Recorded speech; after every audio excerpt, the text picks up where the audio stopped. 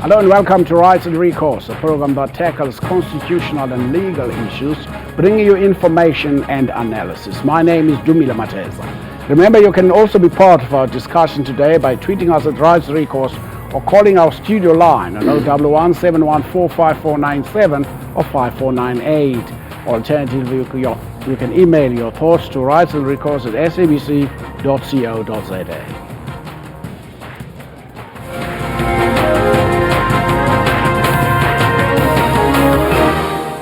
On July the 8th, 2015, the Western Cape Division of the High Court declared certain sections of the Magistrates Courts Act number 32 of 1944 regulating emolument attachment orders unconstitutional. An emolument attachment order, simply known as a garnishee order, can be defined as an order in terms of which a creditor attaches an amount of a judgment, debtor's salary or wages to satisfy a judgment debt.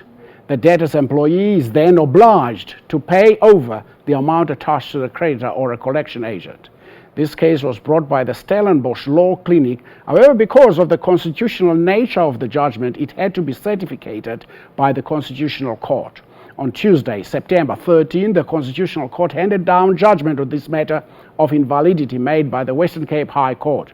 Today on Rights and Recourse, we examine this judgment and trace the origins of the case and hope that this will settle the matter with regard to unscrupulous garnishee orders issued once and for all. To discuss today's topic, we are joined in the studio by Ms. Magauta Mphahlele, CEO of the National Debt Mediation Association, and we also would like to welcome Ms. Avita Nofal, a legal advisor from the Office of the Credit Ombudsman. Ladies, good afternoon and welcome to Rights and Recourse. Thank you and good afternoon. First of all, let us start with a question as to why would people be entered into what seems to be an unscrupulous system of payment of debt?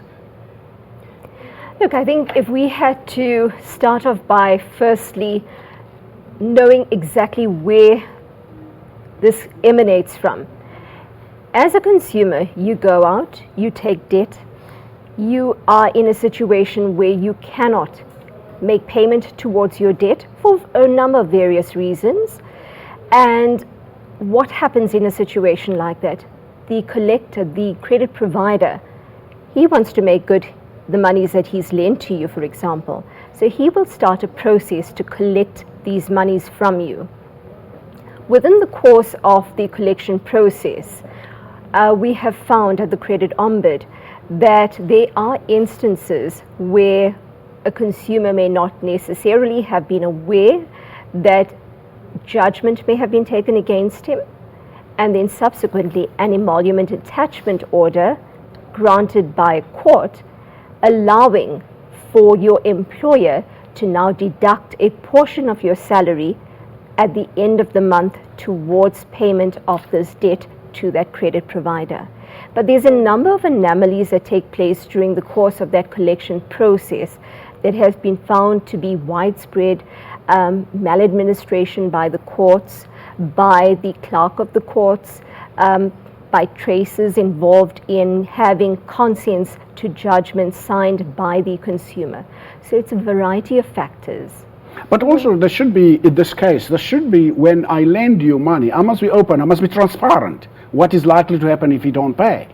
Yeah, the National Credit Act is very clear as to the procedure that the credit provider needs to follow before they get to the point of getting a judgment against you. So the collection process normally starts with a phone call to say, Dumisa, you are owing us, when are you going to pay? At that stage, you need to make arrangements. If you cannot pay the full installment, when you get that call, don't avoid it. Most people avoid that call and they don't make arrangements. So if you had an arrangement to pay 500 rand, say, I cannot pay it for the following reasons. Show your credit provider your living expenses, and they usually agree to reduce the installment either for a short period for as long as you are having a problem. The problem is that a lot of consumers don't call credit providers or they don't make arrangements. So if you don't respond to that call, most people don't respond to private calls, they have by law to send you a letter that we call a Section 129 notice. A Section 129 notice is also reminding you to say you are still in default you have three options. You can contact a debt counselor, an alternative dispute resolution agent, or a credit ombud to make arrangements or to resolve any dispute that you have. Usually that letter is sent by registered mail to a post office. Most consumers never collect letters, or we know what's happening with the post office. Well, the process is not functioning. Yes, it's not functioning. But that's not an excuse, because you know that you owe. So if within 10 business days you don't respond to that letter, or you don't make an arrangement with the credit provider, then they have to follow with a summons. A summons is now telling you that we are now taking this matter to court, and if you don't respond to a summons within another 10 business days to say you are going to defend, and within 20 business days to say what your defense is, then they will get a judgment. A judgment confirms that you owe the credit provider, and the judgment gives authority to the credit provider to do several things, which could be to garnish your salary, which could be to repossess or auction your house. But some credit providers take shortcuts in that process, and that is where the problem is. But surely, let's become real here in this case. Let's be real. These were farm workers who were working on a farm in the area of Stellenbosch and some parts of the Boerland, and they couldn't be known. They probably didn't read the fine print, or they were not told this is what's going to happen to you if you don't pay. Absolutely. Look, ignorance of the law is certainly no bliss, as we found out. However, and this is where the responsibility or some bit of obligation on the part of an employer comes about. You know, we always advocate to consumers and to the employers out there as well. When that sheriff comes through and wishes to serve an emolument attachment order on your employer, I think an employer needs to be proactive here. You know, when you are in receipt of that emolument attachment order from the sheriff, I think as a first cause, establish whether or not the employee is actually still employed within your employment.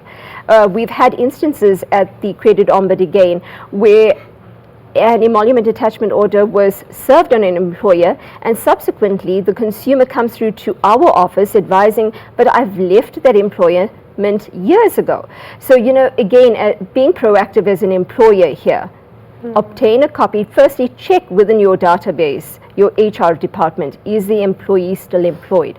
If the employee is certainly employed, the next course of action for that employer is, you know, establish that the sheriff of the court is actually granting you providing you with an order that is actually a valid order.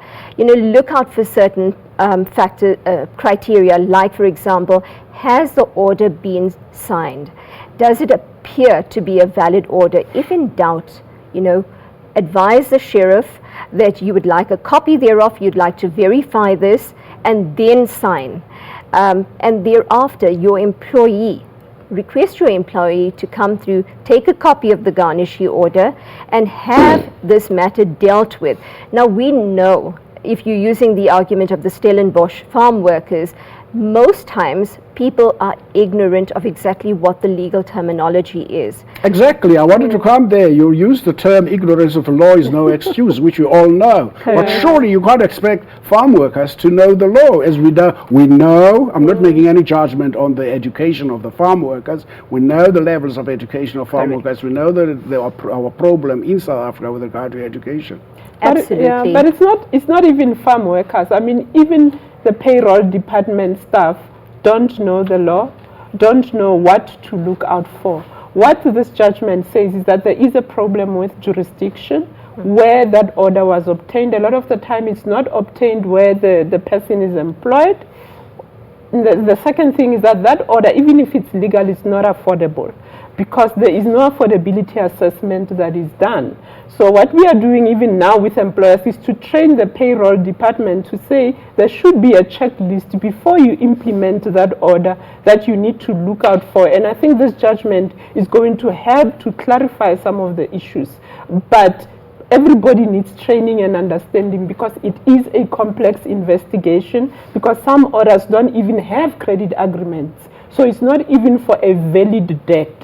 Or the credit provider, especially the informal ones, make people sign consent to judgment even before they default. So on the same day that you take out the loan, they make you sign that they will take judgment against you. So they take a shortcut in terms of following the procedure. So it's a lot of time. It's complex for even payroll to investigate those issues. Makhato is absolutely right. But just that point about having to sign a consent to judgment at the time that the credit agreement has been entered into, that is highly irregular. Yes. Highly irregular. In this case, I picked up in this case, Judge Siraj Desai declared that all 15 of the emolument attachment in this case had been issued unlawfully, and he then invalidated the Magistrate Courts Act number 32 of 1944. Okay, what one must take into cognizance is the fact that Judge Siraj Desai had certainly determined that certain sections of the Magistrates Court Act was seen as unconstitutional. Therefore, declaratory order was sought and the matter was sent through to the Constitutional Court. Now, the Constitutional Court, one of the judgments was that certainly there were sections in the Magistrates Court Act that was found to be unconstitutional, but not the entire act per se. So specifically, if we had to look at the judgment of the Constitutional Court, what was determined was that no garnishee may now be issued without judicial oversight. We will talk about that. We'll continue this discussion here as we come back. If you'd like to join us on today's discussion, please call us on 011 704 5497 or 5498. Alternatively, tweet us at Rights Recourse. Stay with us.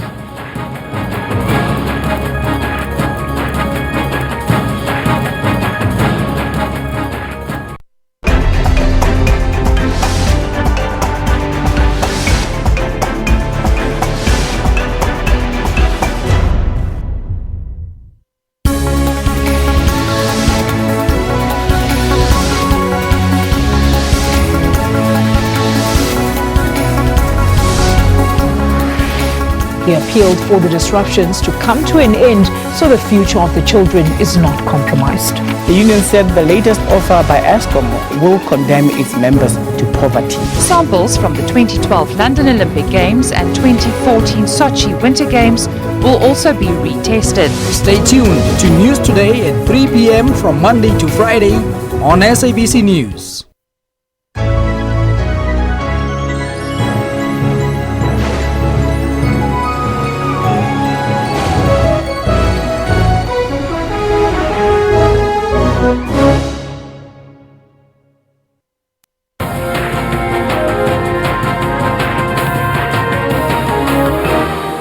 Welcome back as we continue our discussion on the appeal from the Western Cape Division of the High Court and on the application for confirmation of the order of constitutional invalidity granted by the Western Cape High Court in terms of the garnishee orders that were issued to the farm workers in the Boland and Stellenbosch area.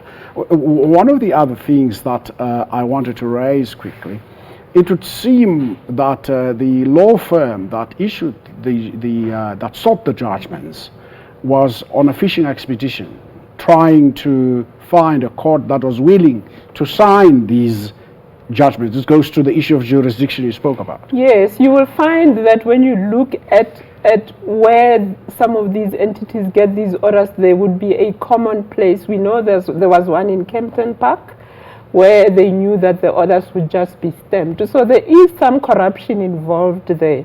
And what this judgment is saying, because the magistrate didn't oversee the process, a clerk of the court would then stamp some of these orders without checking whether there was a valid credit agreement, without checking whether the debtor would afford that deduction. We recently had at one of the mines an employee who was taking home zero pay.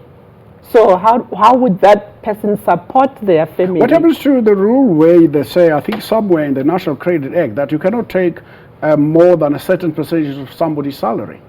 No, that is only for government employees. Or just for government employees? Yes. Why is it not across the board? Well, it would be great if it is across the board, but we were still explaining that was one of the issues, and this judgment is saying the judgment has to be taken where the employee resides or is employed, so that they can have access to justice to challenge the order.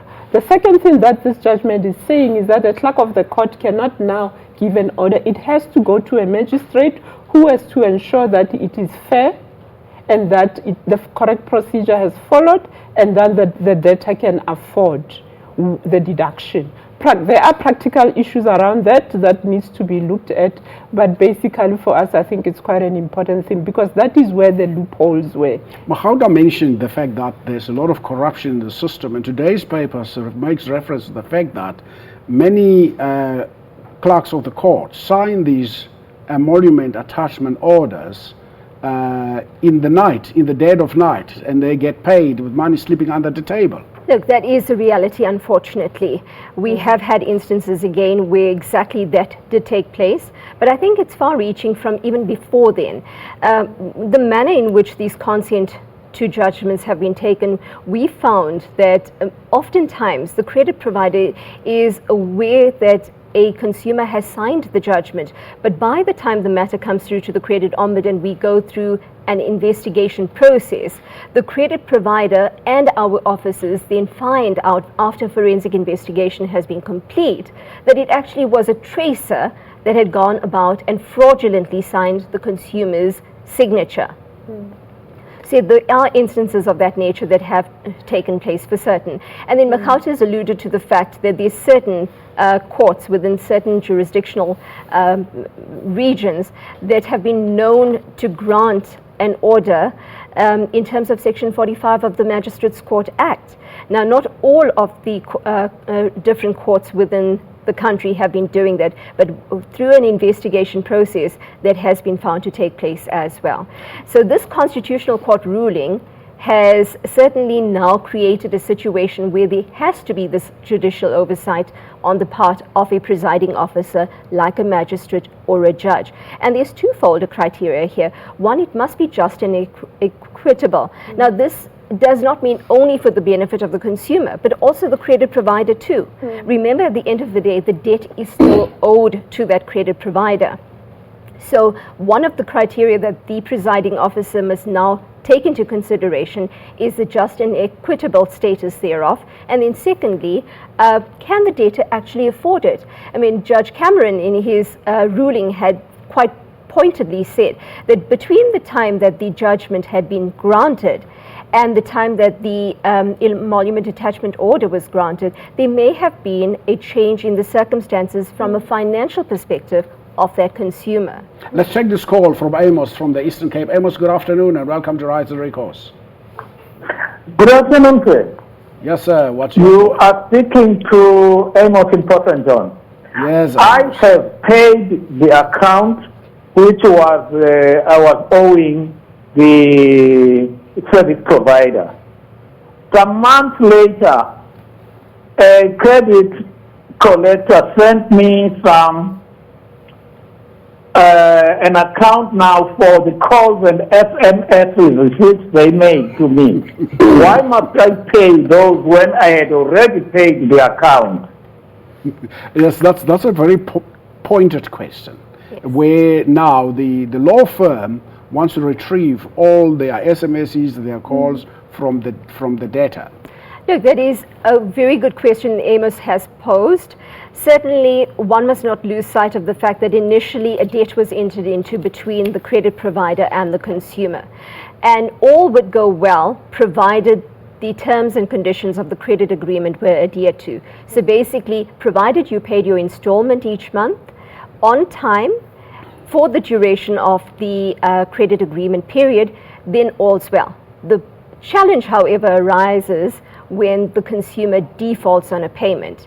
Inevitably, after a certain time frame of soft calls, soft collection processes within the credit provider's office, they would hand an account over for collection, either to an attorney or a collecting agency.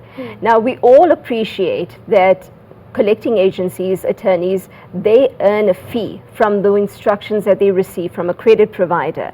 The moment that account has been handed over, there would inevitably be collection costs that would now be accruing on the account. Provided Amos can prove that the account was settled prior to the account being handed over to the attorney, certainly the attorney would be entitled to costs. And we also do appreciate that there are certain limitations in terms of how much may be charged for your SMSs, for your costs. And those are issues that the Office of the Credit Ombud would be willing to assist a consumer in looking into. We have found that there is something called in de plume rule in law. So provided you have been charged an amount at the time of default, you may not be charged double that amount provided judgment was not taken place. So that's quite a technical terminology, and many times consumers are not aware of it. That is when our office comes about and we assist a consumer in looking at those issues. Mahauta, before I know you wanted to probably support, I wanted to come to this. I have a very important question here. There has always been some discrepancy in the manner in which this particular aspect has been handled in the past, and I thought by now we would not be talking about emolument, attachment, or garnishee orders but they seem to be coming back. It would seem that the more things they change, and more things change, the more they remain the same. Well, the reality is that debt has to be collected. I mean, we all agree that if you have taken out debt, you need to pay it back. And the credit provider is entitled to recover their debt if you are not willing or able to pay back. But what we are saying is that the procedure must be fair. And over many years, we've been saying to the Department of Justice that the garnishee order process is being abused. And it took a private entity to bring that to the fore. So it's quite important that consumers understand the implication of not paying back their debt. Like the consumer who called now, you will incur legal costs. But what we have, and those legal costs are regulated costs. An attorney cannot just charge what they want. The Magistrates Court does outline how much needs to be charged. The Debt Collectors Act does outline how much needs to be charged. But we do find that they overcharge. So it's quite important that if they are charging you legal fees, you go to an ombudsman so that they can tax and check whether you were charged legally, but they are entitled. Solly from Johannesburg, good afternoon. Hello, Solly. Is Solly there? Good day, how are you, sir? Fine, thanks. How are you? I'm good. And to the two ladies, how are you, ladies? Well, thank you. We are well, thank you. Thank you. My phone is a little bit racy, but I just want to comment on the issue. In fact, my name is Saul, not Solly, S-A-U-L. Thank you. I want to comment on the issue of Section 58. You see, with our community needs to be educated on the point of prescriptions and on the point of when and how do I pay my debt. For instance, I work for the court. Then you'd find the law firm bringing the Section 58 of the default judgment that have prescribed, and the court is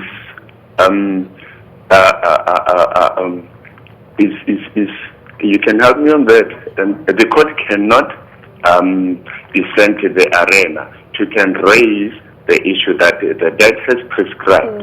So the community is the one, or say for instance, the debtor is the one that should say, no, I cannot pay the debt, for instance, this debt has prescribed. So in that case, the court, the law firm would say the court descends the arena whenever he puts such query to the attorney thereof. So our community needs to be educated on the point of default judgments or on credit. They need not to be, our community sometimes they are, let me use the word, ignorant. So we need to shift away from that. We need to shift away from that, then you would know how to deal with such issues. Thank you. Thank you, Saul. Thank you, Saul. I'm sorry to have called you Solly. That's why you kept quiet for some time. Mahauta, I wanted to deal with this issue of Section 58. It is Section 58 of the National Credit Act, if I'm not mistaken. No, of the Magistrates Court Act. Magistrates What Court that Act. means is that it's a consent to judgment process, where the debtor acknowledges the debt and the credit provider then goes to court to get a judgment. Most of the time, the debtor would not appear in court. And that is a big issue, because even with this constitutional judgment, the issue of access to justice, you have to be in court. The issue that he's raising about prescription, yes, it happens. If you haven't paid a debt for 3 years, there's no judgment, you haven't acknowledged the debt, you are not entitled to pay that debt. But if that debt goes to court, you have to be there to raise that defense. It doesn't automatically then make the debt invalid. You have to be in court to the magistrate to say this debt has prescribed. And most of the time, 99% of judgments, the consumers are not in court because they cannot afford to be in court. And that is the next thing that we need to fight, to say, yes, these constitutional judgments are nice and good, but how are consumers going to access that justice? And that is why it is important you have the Office of the Credit Ombudsman, the Banking Ombudsman. That's where consumers can get free assistance. But unfortunately, we still have a bulk of issues that are going to court and consumers cannot represent themselves, and that is why we have some of these problems. If you'd like to join us in today's discussion, do what Sol has done. You can call us at 011-714-5497 or 5498. Alternatively, tweet us at Rights and Recourse, or you can send in your questions for our next topic and many of other topics that you'd want us to discuss to Rights and Recourse at sabc.co.za. Stay with us.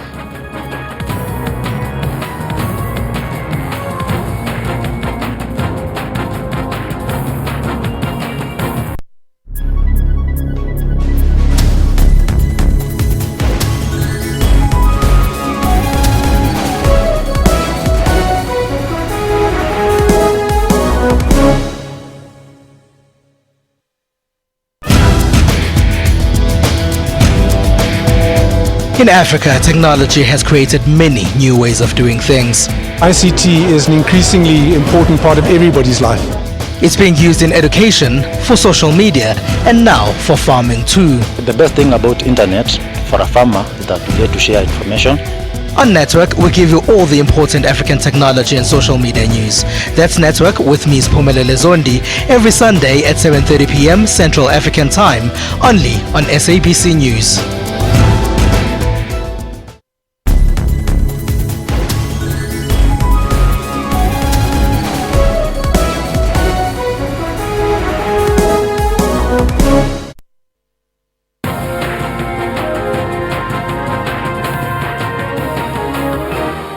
Welcome back. You are still watching Rights and Recourse here, and we are still dealing with this issue that has been a prickly pear for some time now. Avita, the Constitutional Court apparently did not invalidate the Magistrates Act but made a few changes. Can you take us through them? Yes, certainly. You see, the Magistrates Court Act is an act that deals with the collection process. The Section 58 that Saul had queried, that Mahauta has provided a response there to, that is all dealt with in terms of the Magistrates Court Act. Now, we found that with the High Court ruling made by the judge in the Western Cape in 2015, he raised the judicial oversight issue as being a challenge and should be seen as unconstitutional. Now, the Constitutional Court in their ruling this year have indicated there's certain words within the Magistrates Court Act that needs to be amended to give constitutionality to it, to give it the right terms of reference. So that is what has happened at this stage. Let's take this call from Arrow from the Eastern Cape. Arrow, good afternoon and welcome to Rights and Recourse. Good day, sir. Yes, sir. I'm looking for advice. Yes, Arrow. I've been on the debt review. Yes, go ahead. Yes, go ahead. Can you hear me? Yes, we can hear you. Probably switch off your TV.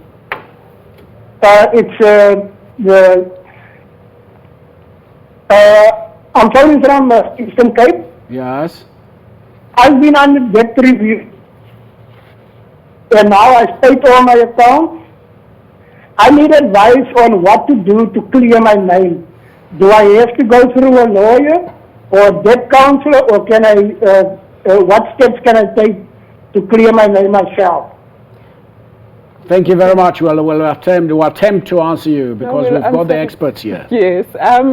When you are under debt review, if, like he says, he has paid all his debts as per the court order or the consent order, because there has to be an agreement by the debt counselor with his creditors that he is going to pay so much over a period, for example, let's say 5 years.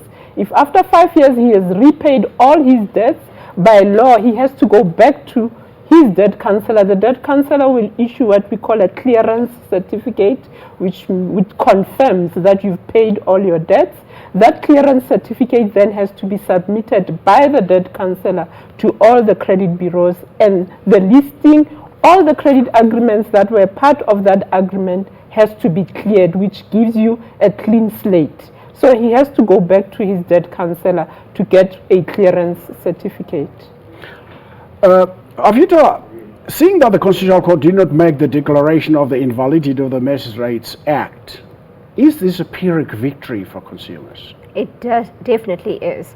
It's a victory for consumers because now, as alluded to previously in the discussion, with specifically the jurisdiction being a hot topic, now consumers must be able to receive their judgment in the area that they reside, they live, or they're working. The idea here is to make access to the courts easy, where before it wasn't, when we found that judgments were being taken in regions that were far away from where debtors resided, and the possibility of them actually appearing at court was zero to beyond zero, in fact. Now there would be an opportunity for that debtor to appear at court. Sydney from Johannesburg, you're on the line. Good afternoon and welcome to Rights and Recourse. Hello, Sydney. Good afternoon, sir. Yes, sir. Good afternoon, sir. Can you hear me? Yes, we can hear you. Yeah, I have a problem here. I joined the Vision Active at Soweto, and then I got retrenched from work, and then I stopped the training. As I stopped training, because I've signed a contract for 2 years, I did honor my contract, paid the contract for a full 2 years, even though I was not even utilizing their facilities.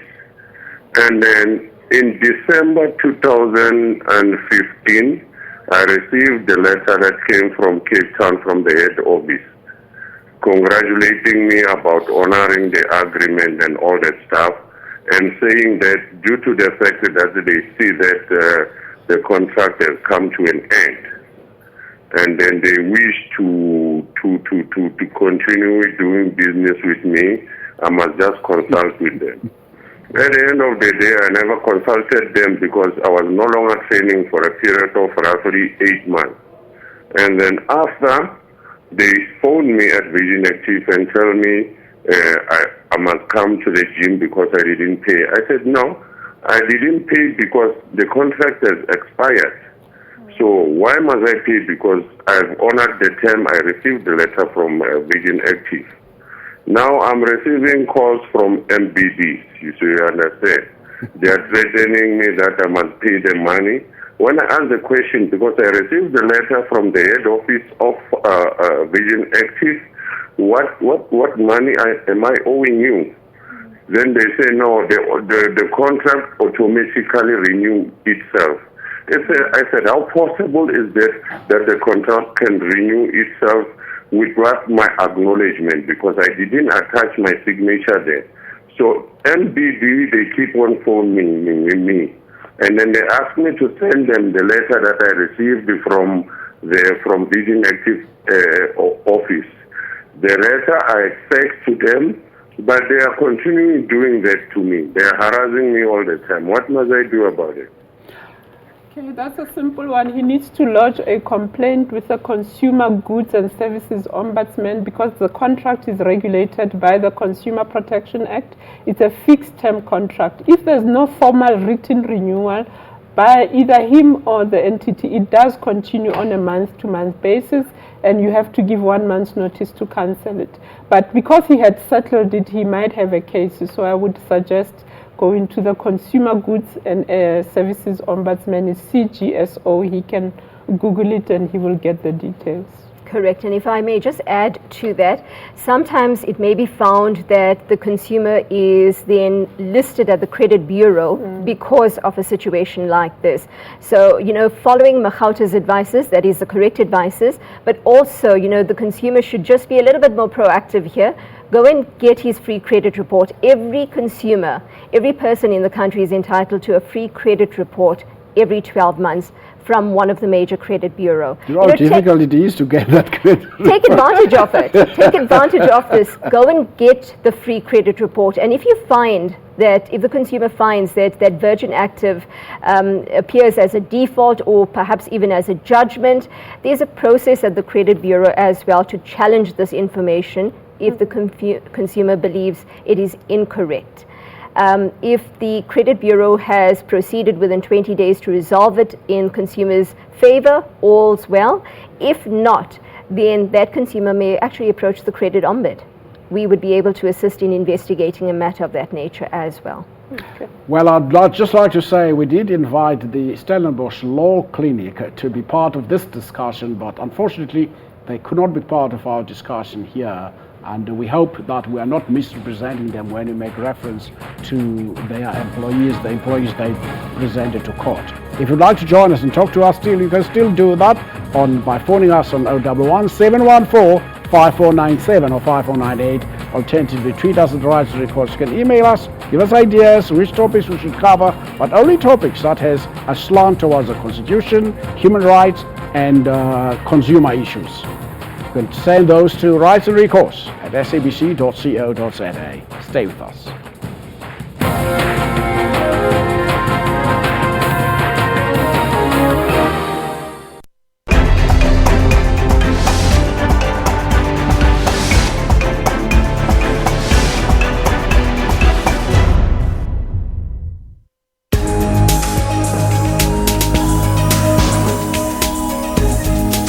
Now this is Trends, of course, your one-stop serving of all that's juicy and trending in the world of entertainment and showbiz. My name, of course, is Refil Wemwilo. I'm Dr. Selom Daung, and this is our talk. A very good morning and welcome to Media Monitor. I'm your host, Alicia Jolly.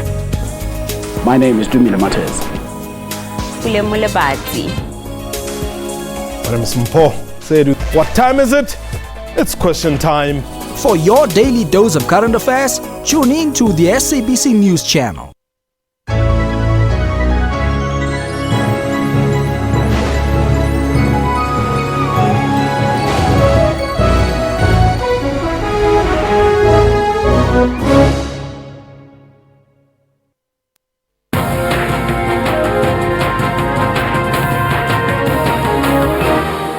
Welcome back. If you have any credit ombud related queries, you can contact them on their call center numbers at 0861 662 837 or SMS them at 44786. Alternatively, email them at creditombud@creditombud.org.za. We'll have those on the screen because I probably stumbled along the way as we were reading. The other question that concerns me is I read something this morning from Maya Fisher-French, wrote and said, a landmark ruling by the Constitutional Court on emolument attachment orders will not be applied retrospectively. What is that supposed to mean? Retrospective means we already have garnishee orders that are in existence, and there will be future ones that will be taken against consumers. Certain aspects of the judgment are not retrospective, which means that we cannot apply the ruling to old and existing judgments up to the 13th of September. Anyone that's taken after the 13th of September has to follow. The part that is not retrospective is the part that says before the creditor obtains the garnishee order, it must be seen by a magistrate's court. It has to go through that. That part does not apply. It must be seen by a magistrate. Yes, the judicial oversight part of either a magistrate or a judge. So it cannot just be stamped by a clerk of the court. That aspect does not apply retrospectively. It means any order from the date of the judgment going forward will have to comply with that aspect. We do have an aspect of the ruling that will apply to old garnishee orders, and that aspect is the one that relates to jurisdiction. So if you have an old garnishee order that was not taken where you work or reside, that one, there is a problem. The judgment applies to existing ones. What is the role of the National Credit Act here? One would have thought when it comes to this issue of education and the issues around this whole thing, what is the role of the National Credit Act? Look, with the implementation of the National Credit Act, it was twofold. One, the education and awareness to consumers, and then secondly, to regulate the credit industry per se. Now remember, it cannot be a standalone act that needs to be looked at. You would need to look at the Magistrates Court Act for the enforcement processes. So to answer your question, to a large extent, what this means is that going forward, and also from what Magauta has mentioned, going forward from here on, all we can advise consumers is just be aware, be proactive. You've got now some education, if not all of the education relating to emolument attachment orders, but if you have one currently, take a look at it. We do appreciate that you're not going to necessarily know from a technically legal perspective what to look out for. But in the absence of knowing this, approach an entity like the Credit Ombud who offers a free service that would be able to go through the emolument attachment order and determine whether or not the proper legal processes had actually taken place. And if not, we enter into a dialogue with the credit industry to try and assist in resolving the matter amicably. So there's no legal costs for a consumer in this respect. But the other most important stakeholder is the employer, because all garnishee orders are served on the employer, and a lot of employers are beginning to take responsibility because they are realizing that it is not good for productivity to have employees that are worried about debt, where there are deductions in their salaries, where, like the example I gave, there's a zero take-home pay. So employers are now also paying private companies to manage these things on their behalf, on behalf of their employees, to audit the garnishee orders before they implement them. So employers are really, because they are the point where all these things are served. Let's take this call from Lucas from Cape Town. Lucas, good afternoon and welcome to Rise and Recourse. Hey, good afternoon, sir, and hi to your wonderful guest. Hello. Thank you. I have a question relating to what constitutes a debt. Tell you why. I recently received quite a number of calls from debt collectors, and they claim that I'm owing them. I was owing MPAC 1,200, which has now exacerbated to 1,900 or so. And that was from, according to them, they say a dependent of mine was in a medical aid, happened to consult with them, then inherently, that becomes my debt. So, I need to know what's my right as a consumer. Thank you. Yeah, you do get a lot of cases with medical aid where the medical aid does not cover the full obligation to the doctor. So there would be some residual left. But, doctors also, would not tell you. You would just be surprised to get a call from a debt collector that you're owing this and so, doctor. In terms of the National Credit Act, that debt is called incidental debt, because in the beginning of the contract, there was no intention to give credit. But when you then default and cannot pay, that become part of the National Credit Act as an incidental credit agreement. They have to follow the same procedure that a credit provider would follow in collecting the debt. They must send you a letter of demand. If you don't respond to the letter of demand, a summons and a judgment. So if you feel that they were not justified in charging him for that debt, because it's not a bank, he can contact the credit ombudsman for assistance. Quickly, Avita, one last word. It would seem to me, according to common law, probably I'm wrong, Approaching the court to obtain a judgment should be an action of last resort. It should. Certainly it should be. It has been quite vigorous that credit providers proceed with legal intervention. We alluded to the fact that there would be soft collection processes involved initially. So prior to a matter being handed over, that credit provider would attempt to try and make a payment arrangement with the consumer. But we know again from stats and from research that consumers shy away from debt when they are unable to pay this debt. And again, all we can advise consumers in that situation, don't run away from the debt. Rather approach it head up front and try and negotiate some sort of arrangement with the credit providers. They're not adverse to hearing you out. It's just that you are of the opinion as a consumer that you cannot pay, so let's try and hide. Also, very importantly, from this Constitutional Court ruling, if I could just highlight, please, as a consumer, do not stop paying your debt. If there is a liability that you have, continue making payment, and in the interim, if you feel that there is something untoward on your emolument attachment order, that can be investigated. If it is found that you've either overpaid or there's a matter which relates to the jurisdiction or the fact that the validity of the emolument attachment order is questionable, you know that approaching the right authority may yield you success in having that refunded. So don't go about stop making payment. It does have an effect on you. We'll go to a break, but after the break, we'll continue our discussion and take last comments from the two ladies here with me. Stay with us.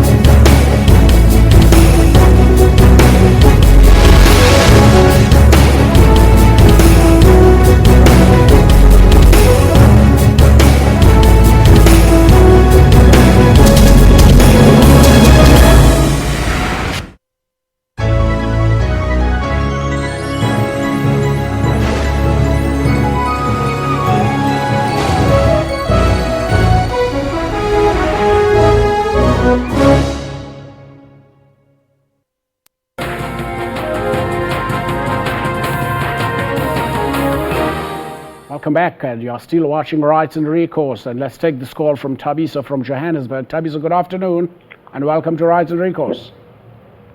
Good afternoon, Tim. Yes, my name is Tabisa. Yes, Tabisa. I need to have an advice. My account was handed over to MTN for collection due to non-payment, which I agree with. But now my question is about the collection as to what does the law say when it comes to having to collect it? That it happened that it's over-collected 3 times what you're owing the creditor. What is the law saying in that regard? The law is very clear that if you are owing, the credit provider is entitled to continue to charge interest, and the attorneys are entitled to add legal fees. But in terms of the National Credit Act, there is a rule that we call the in duplum rule, which means that if you owed 200, they cannot charge you more than 400 rand in terms of collection fees and interest and other costs. So if you feel that you've been overcharged, you can contact the credit ombudsman, and they will check if they've overcharged you, then they would request that you be refunded the difference. You actually made reference to that earlier in your response, that Correct. If you have been overcharged, they must pay you back. The other question is, let's come to the issue of education. Whose responsibility it is to educate the consumer? Is it the National Credit Agency? Whose responsibility is it? Well, different stakeholders are responsible for educating consumers. Most important thing, consumers need to educate themselves. Before you take out credit, you need to read that contract A lot of us don't read that contract. We are excited that we get in the car, we get in the clothes, we get in the money. So we don't read, we just sign here and here. But at the same time, we understand that the point of signing, you are just told to sign here and here and here. The credit provider has the responsibility to explain.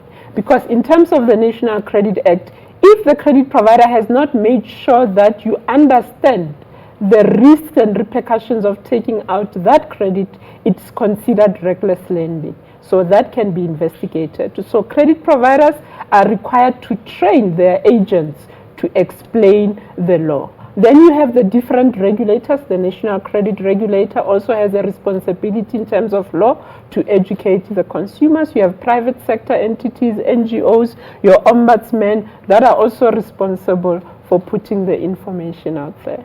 I've seen, let's take banks for instance. I've seen banks do this. When you apply for a credit card, you sign the forms and everything else, but they'll still phone you and say, this call is being recorded, because you just want to know whether you understand the implications. Quite right, quite right. You know, Makauta has pointed out that in terms of the National Credit Act, reckless lending is basically unlawful. We have had instances where complaints have come through to the office where a consumer alleges that reckless lending has been granted to them. We would investigate a complaint of that nature. The Act is there, like I've mentioned earlier, twofold: to regulate the industry and to create awareness on the part of the consumer, to protect the consumer.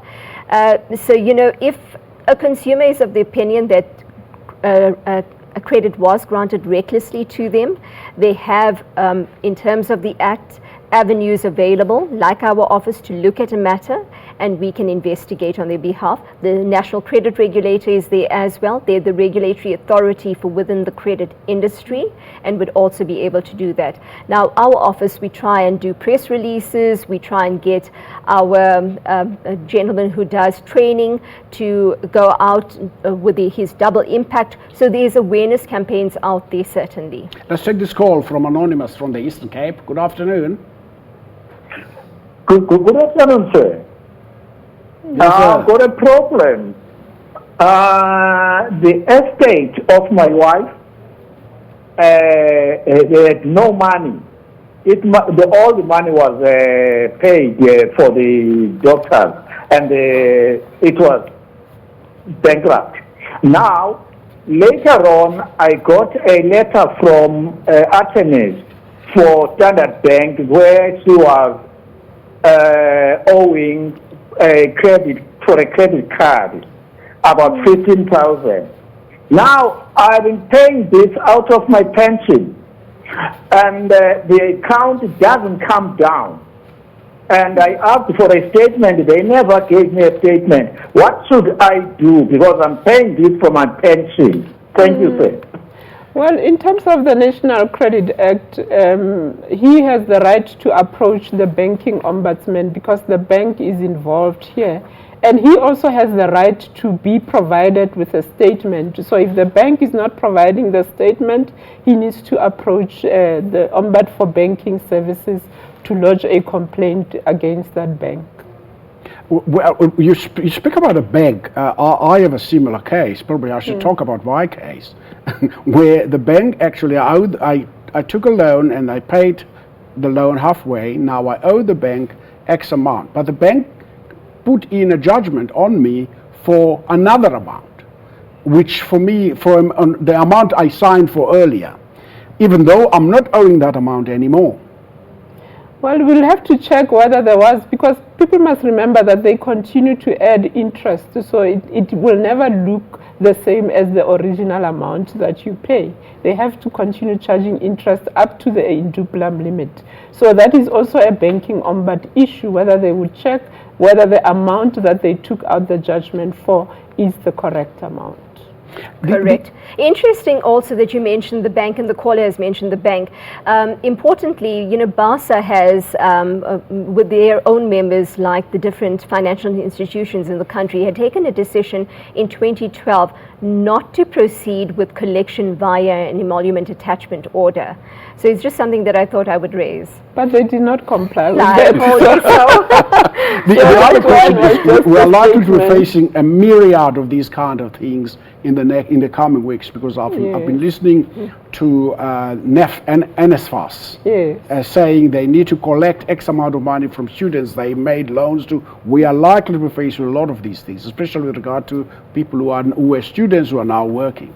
Correct. Look, with students being starting within the employment environment, we have found again from complaints that have come through to the office, they've started off, they may have had debt that was still outstanding and needs to now be paid.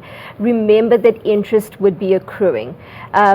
Some sort of payment arrangement, some payment structure should be in place between that student and the entity that had initially offered the credit to them.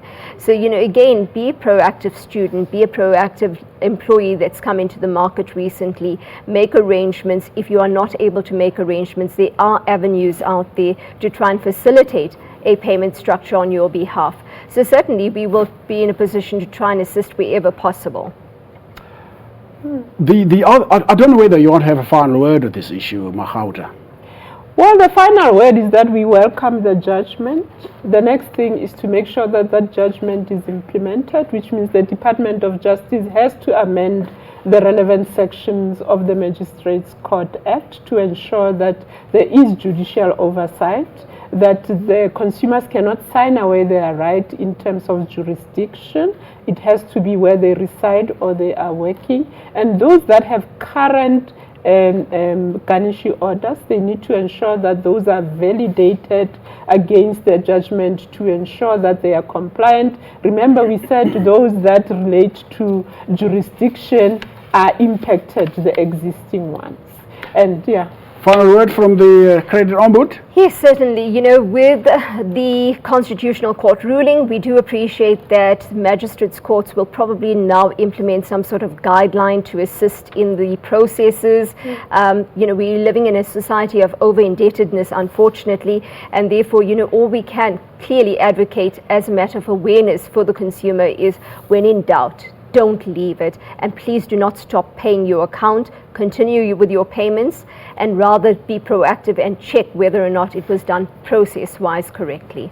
Well, I hope we heard very clearly that the judgment by the Constitutional Court is not retrospective, so therefore we should continue paying our debt, all of those who owe. But let me tell you, this has been Rights and Recourse. This program is repeated at 5 on Wednesday morning. From all of us here in the studio, thank you to our guests and goodbye.